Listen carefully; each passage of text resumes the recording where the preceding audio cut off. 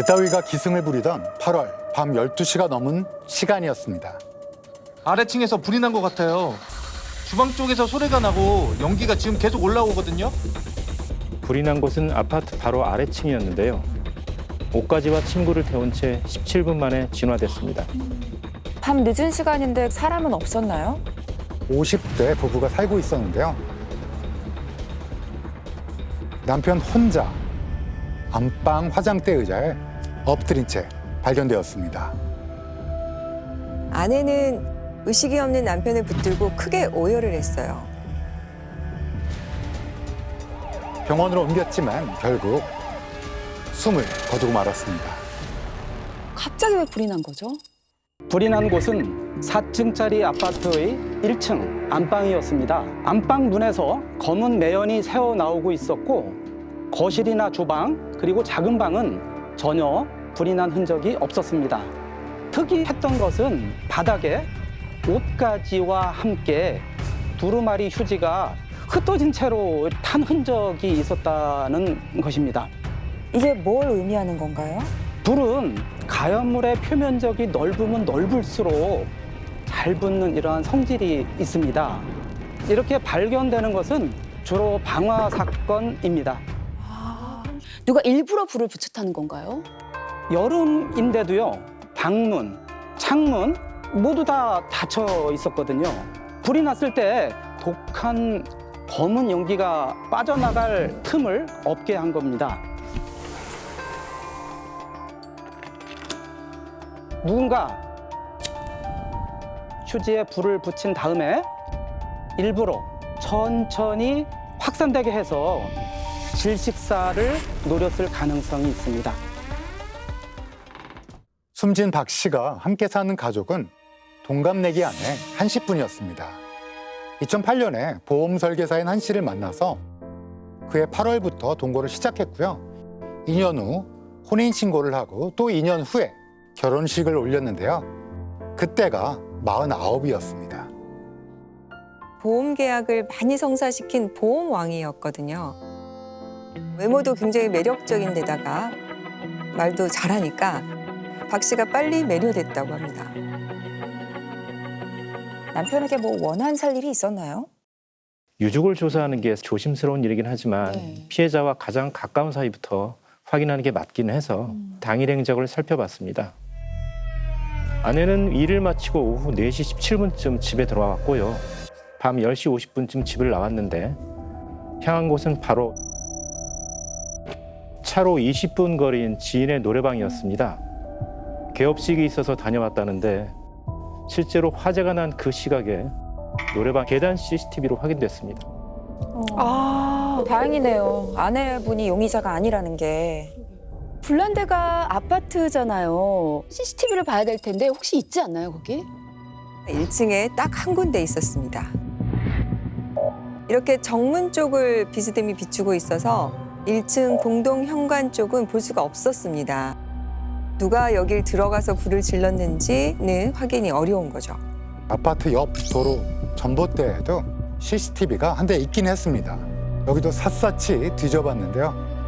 화재가 났던 그 시각 한 남자가 눈에 띄었습니다. 반바지를 입고 손에 쇼핑백을 든 상태였는데요. 몸을 웅크린 채로 아파트 담벼락을 따라서 몇 걸음 옮기더니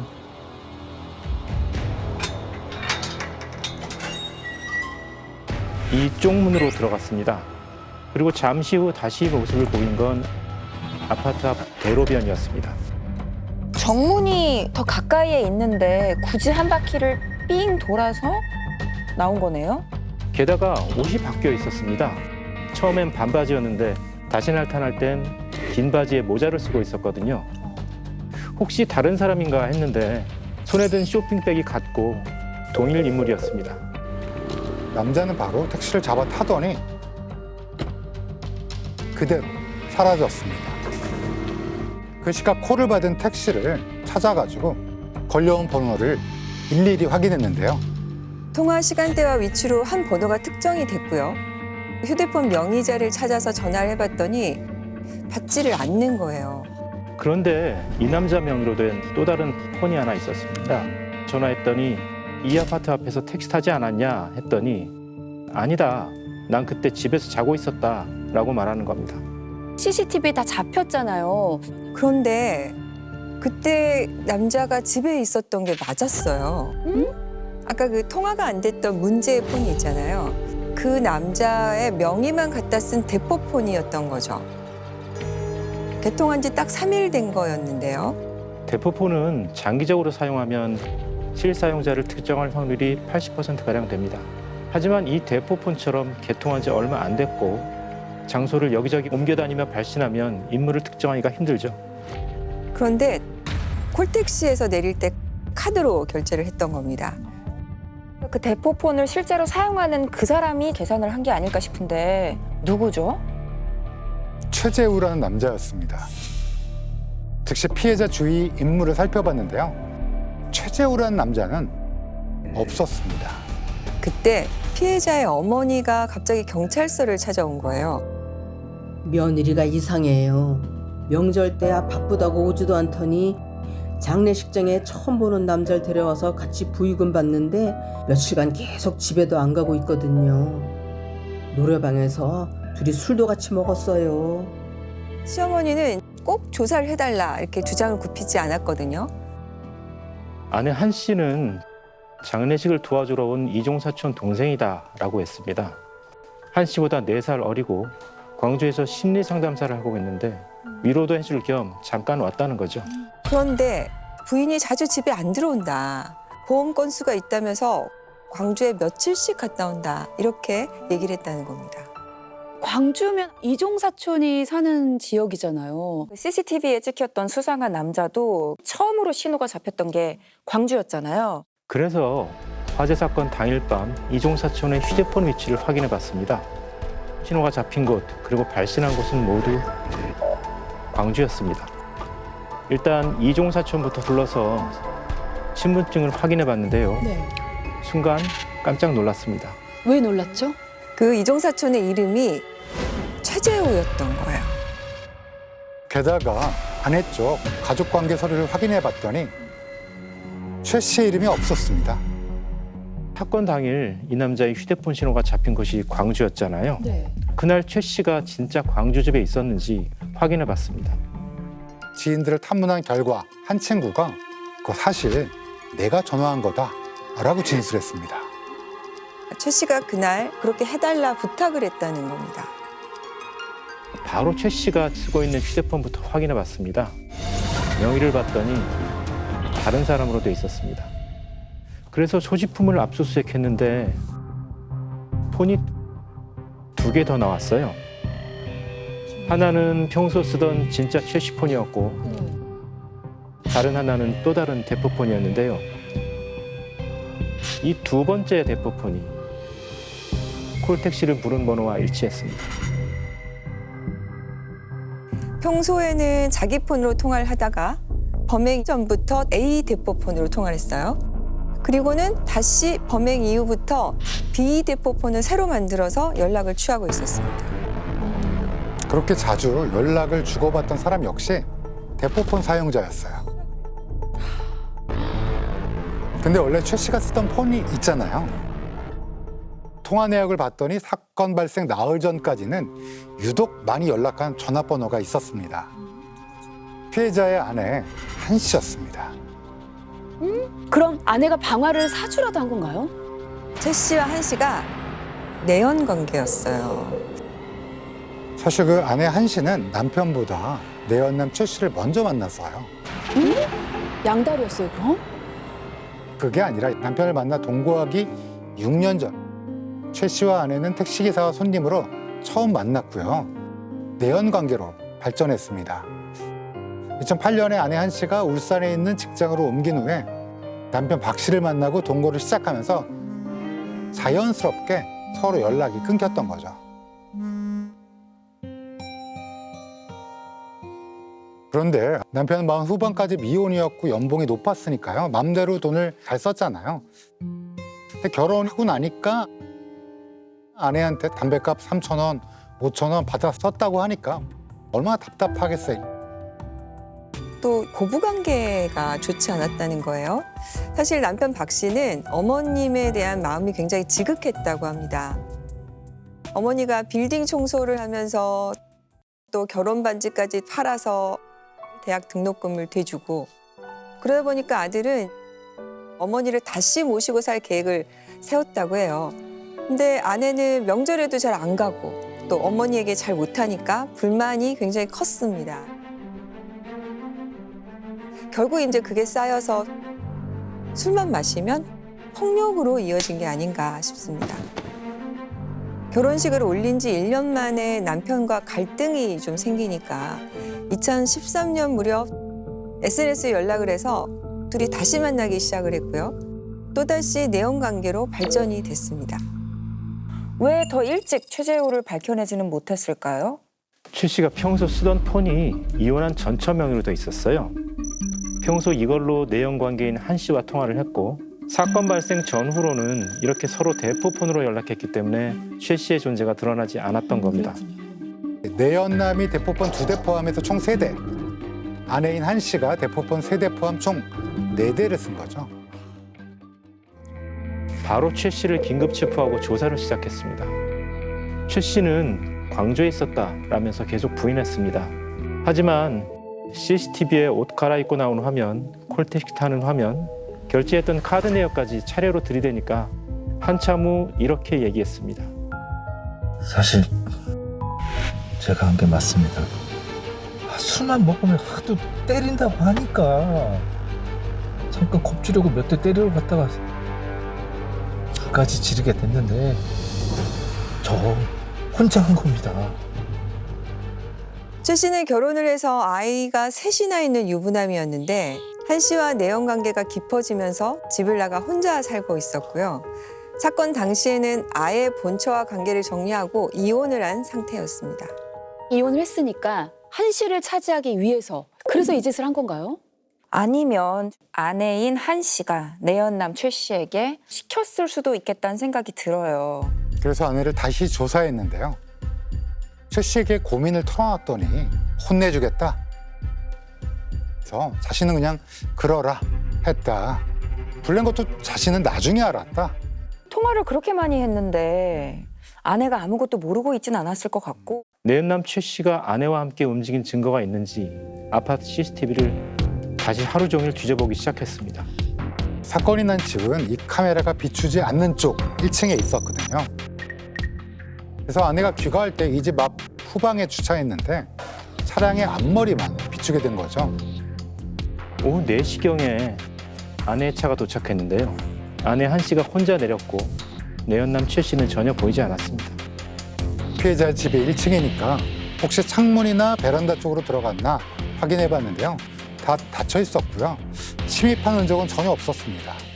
최 씨가 끝까지 말을 안 했고 담당 형사도 CCTV상에서 발견하지 못했는데요.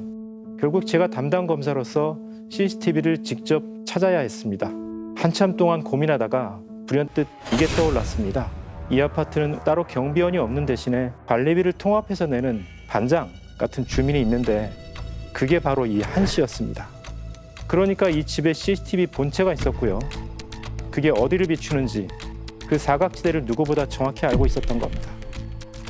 그렇다면 CCTV를 살펴보셨을 텐데 뭐가 있던가요? 처음엔 아무것도 없었습니다. 그런데 자꾸 보니까 차량에 미세한 움직임이 있었습니다.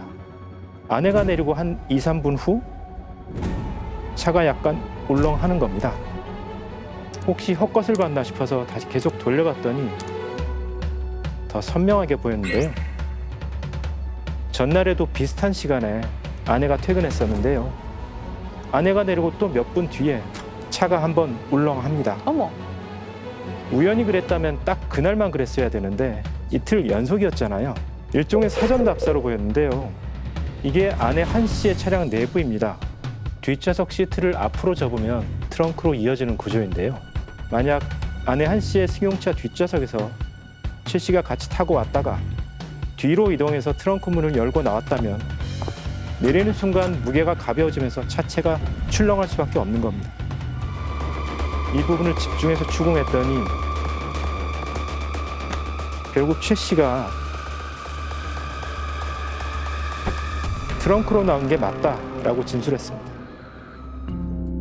즉시 아내를 불러서 다시 물어봤습니다. 그랬더니 불 지른 거 몰랐다. 그냥 겁주고 때려준 것만 합의했다라는 주장을 굽히지 않았어요. 아내가 얼버무리길래 내연남한테 다시 물어봤는데요. 차에서 내린 뒤 4층 계단에 있었다. 그러다가 한 씨가 집을 나가기 전에 문을 열어줘서 들어갔다. 이 아내 입장에서는 자기가 집을 나가고 내연남이 남편하고 지금 한 집에 있는 건데 그게 너무 이상하지 않아요? 아내는 최 씨한테 같이 가자고 했는데 거절을 했다. 근데 나는 지인 개업식에 가기로 했기 때문에 시간이 돼서 나온 거다. 그럼 최 씨에게 왜 거절하고 집에 있었냐 했더니 강아지랑 놀고 싶어서 그랬다. 최 씨가 전에 아내 한 씨에게 강아지를 사줬어요. 그 강아지가 집에 있으니까 같이 놀려고 집에 있었다. 강아지랑 놀려고 아내를 따라가지 않고 집에 남아 있었다. 어떻게 이해해야 되죠? 아내가 그 와중에 노래방을 갔다? 사건 당일 갔던 지인의 노래방 개업식이 진짜 있었나 확인을 해봤더니요. 그날은 물론이고 그달 말일까지 매출 전표가 없었습니다. 아예 영업을 하지 않은 거죠. 그냥 남편 죽이라고 자리를 비켜준 거네요. 자기 알리바이도 만들고 일거양득이었네요. 그때 눈에 띈 게 사건이 벌어진 밤 12시 이후에 아내와 내연남 최 씨가 주고받은 대포폰 통신 내역인데요. 내연남 최 씨는 내가 지금 불을 질렀으니까 집에 가서 남편 상태를 확인해봐라 라고 말했다고 합니다. 그 전화를 받은 직후 아내는 노래방을 나옵니다. 그게 계단 CCTV에 찍혔는데요. 그 표정이 너무 태연했습니다. 방화까지 합의가 안 됐다라면 불 질렀다는 얘기를 들었을 때 굉장히 놀라야 되잖아요. 그렇죠. 황급히 뛰어나와야죠. 내가 때려주라고만 했지 언제 불 지르라고 했어 라고 화를 내야 맞을 텐데 맞아요. 전혀 표정 변화가 없는 겁니다. 게다가 화재 직후에 듣기만 해 라는 문자를 최 씨가 아내에게 보내고요. 바로 통화를 했거든요. 사전에 둘이 어떤 비밀을 공유하지 않는 한 이런 문자와 전화 통화를 했다는 사실을 설명할 수가 없죠. 맞아요. 옆에 쪽문으로 도망가라고 도주로를 알려준 것도 아내였고요. 내연남에게 이 지역 콜택시 번호를 알려준 것도 역시 아내였습니다. 결국 모든 증거가 가리키는 건 아내와 내연남 최 씨의 완벽한 계획 범죄였습니다. 아내분이 막 크게 오열을 하면서 슬퍼했다고 했었잖아요. 그럼 그게 다 연기였던 거네요.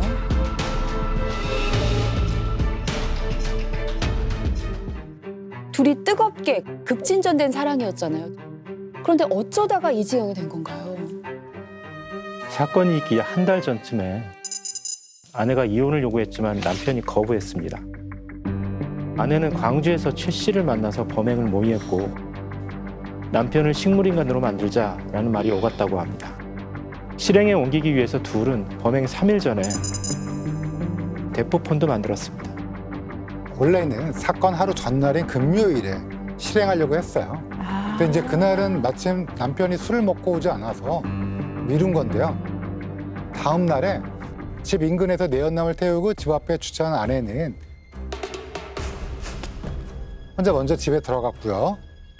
내연남 최 씨는 CCTV를 피하기 위해서 다시 뒷좌석에서 트렁크로 이동해서 내렸고요. 4층 계단에 숨어 있었던 거죠. 이날 남편은 술을 먹고 귀가를 했고요.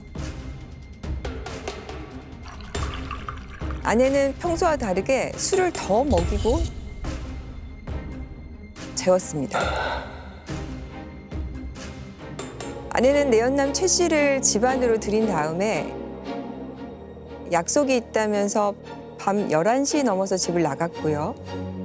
최 씨는 바로 여기 주방 옆 베란다에서 남편이 더 깊이 잠들기를 기다렸습니다. 밤 12시가 넘어 남편이 완전히 잠들자 내연남 최 씨는 살금살금 안방에 들어와서 옷가지와 휴지를 바닥에 펼치고 불을 질렀습니다.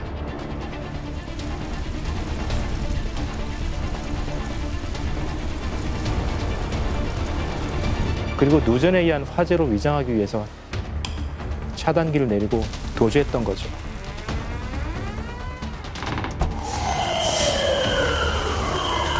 화재는 17분 만에 빨리 진압됐어요. 뭐 크게 퍼지지 않았으니까. 남편 큰 화상을 입지 않았는데도 구급대가 도착했을 때 이미 의식이 없는 상태였습니다. 사인은 매연에 의한 질식사였는데요.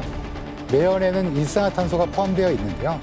이건 조금만 흡입해도 산소의 농도를 피해서 낮추기 때문에 판단력이 흐려지고 몸을 움직일 수가 없게 됩니다. 술 취해서 잠들어 있으면 더더욱 의식도 더 빨리 내려가고 그렇기 때문에 피하기가 거의 불가능합니다. 또 창과 문을 닫아놓은 것도 질식사를 노린 게 아닐까. 알리바이를 만들기 위한 여러 차례의 조작 시도들, 그리고 증거를 남기지 않기 위해서 여러 가지 행동들을 취했던 점, 이런 걸 보면 충분히 의도성이 있었을 것으로 판단됐습니다.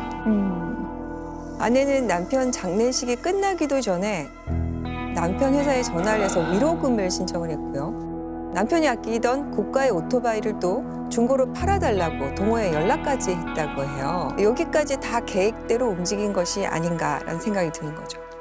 도무지 이해가 되지 않는 불륜 커플입니다. 이 사건의 판결은 어떻게 났나요? 둘 다 30년형이 선고가 됐는데요. 다만 이제 아내가 가정폭력을 당한 점이 좀 있어서 무기징역을 피한 것이 아닌가. 두 사람의 공모관계 그리고 계획살인이 다 인정이 된 거네요. 어렵게 밝혀낸 보람이 있어서 다행입니다. 검사가 한 달에 처리한 사건이 150건, 많으면 300건이 넘기 때문에 한 사건이 오래 기억에 남기는 힘든데요. 이 사건은 아직도 생생합니다. 범인들이 CCTV 사각지대를 이용했지만 결국 CCTV와 과학적 증거에 발목이 잡힌 사건이었습니다. 아주 계획적이면서 치밀했고 끝까지 사고 한마디 없이 범행을 부인했던 부분이 씁쓸한 기억으로 남아 있습니다. 뒤틀린 욕망은 죄를 낳고 또 참혹한 비극을 낳았습니다. 결혼이란 사랑에 빠지는 것이 아니라 내가 선택한 사랑을 내가 책임지는 것이 아닐까요?